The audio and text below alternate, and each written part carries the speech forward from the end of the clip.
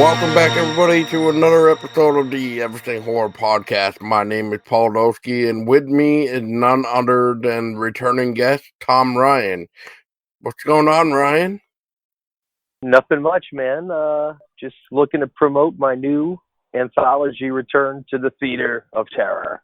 That's right. And last time you were actually on to talk about the original one, the Theater of Terror, and hopefully we don't or I don't screw up this time around, but I can't because, there's really not much to really say because, there's not much for me to just blabber on about because of practical effects wise, even though I love practical effects.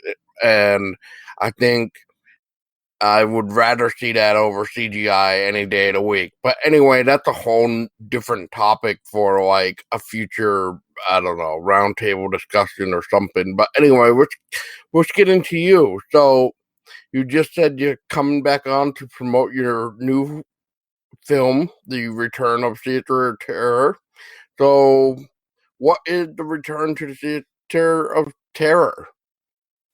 So, The Return to the Theater of Terror is a direct sequel to the original anthology we released in 2018. There was a wraparound story, a narrative for our anthology that was the story of a theater that basically took the viewer from the audience and put them into the story. And they would live the fate of the character that they were watching. And so we're going to expand on that a little bit with the sequel. And once again, because it takes place in the theater, we have the opportunity to deliver another 4 spine-tingling tales of terror for the anthology. So it's going to be great. It's going to be a direct sequel, and we're just going to keep the formula the way it was, and don't fix it if it ain't broke. And deliver another 4 stories with a little bit more in-depth look at the theater itself. So we're going to see the return of that same host guy from the original, I'm assuming. And he's going to bring us 4 new interesting tales that you're saying to look at the theater itself. So, okay. So speaking of one of the titles, real quick, for one of the films of the stories that we can all see, you sent me a little screener for one. I, like I said off the air for a second, I only watched half of it because I just wanted to know half of it, I guess. So, this is the Soothsayer, That's right.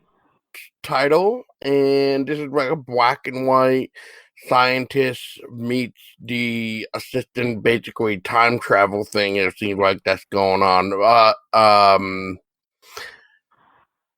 So I'm trying to remember what else is going on here. They discover the secret of time travel. Yeah, I mean, I could give you the synopsis. Is basically the story of a scientist and his assistants who work fervently at creating or inventing a time machine, and in combination with a formula that they're able to achieve time travel.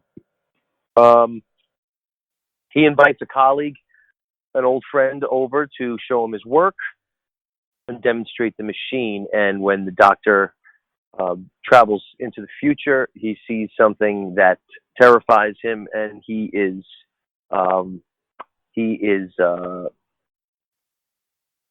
focused on preventing it. Rather than without saying too much from what I kind of thought would, like I said, half of it, rather than the assistant, I'm assuming, right? That was in the chair at first. That kind of saw that future. Yep. Okay. So he gets to see something worse than what we kind of first see half of the way. Well, yeah, without giving away anything, yeah. Okay. Yeah. All right. Cool.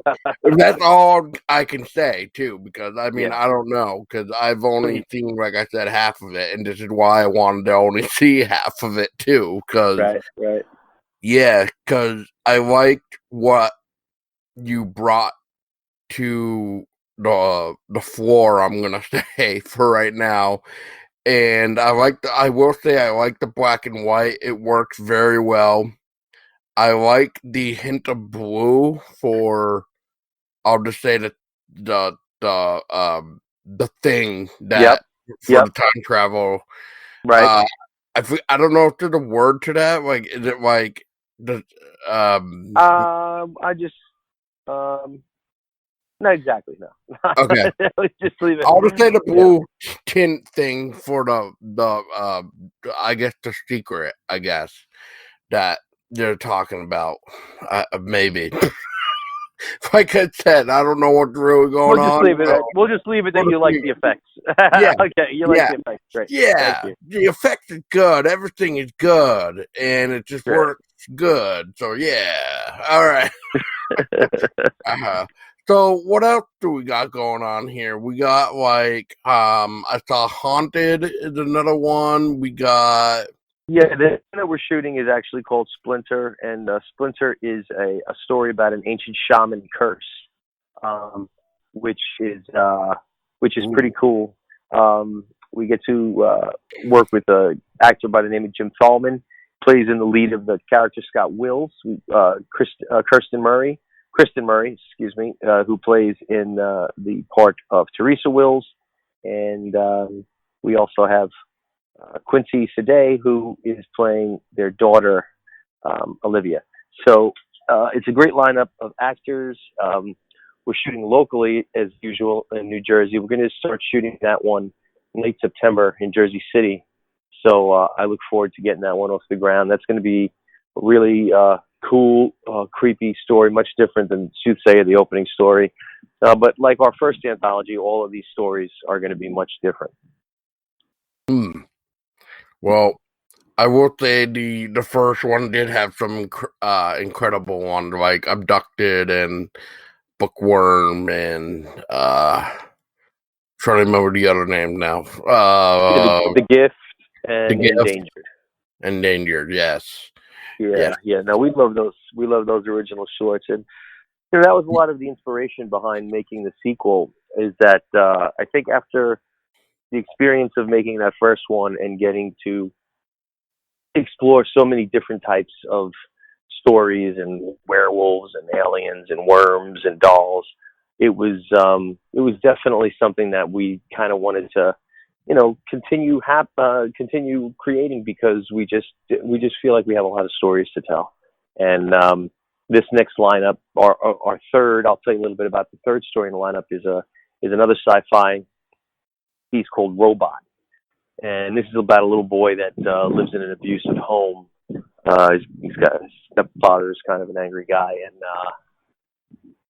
he sees a meteorite crash in the woods, a good distance from the house where he lives in, and he goes to explore the scene, and he finds out that there's a robot, a small robot at the crash site. He brings the robot home, and he realizes that the robot is actually functioning, but it's damaged, and so the robot kind of becomes aware of the circumstances that the kid is living in as he is slowly malfunctioning. It's going to be a cool story. My son Jack is going to star in that one, Ooh. and yeah. So it's that's going to be a fun experience directing my son first time. So basically, like in a weird short term, in a way, from what I'm also seeing for description, is basically like the robot is going to become like this little boy's guardian in a way.